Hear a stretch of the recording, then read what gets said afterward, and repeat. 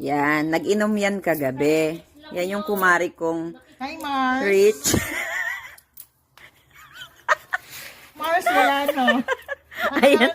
Mars. Ayan. Ayan na lang yung mga binibilang. Kasi Mars. nag-inom siya kagabi. Kapit na lang talaga kay Lord. Kapit sa... Kapit na lang ako kay Lord.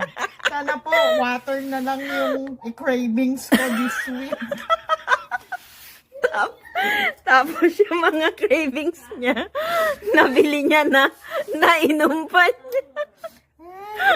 Sana Lord, water na lang yung cravings ko. Mga 5-5 na lang at 10, 5-5 senti-senti na lang binibilang niya. Oh.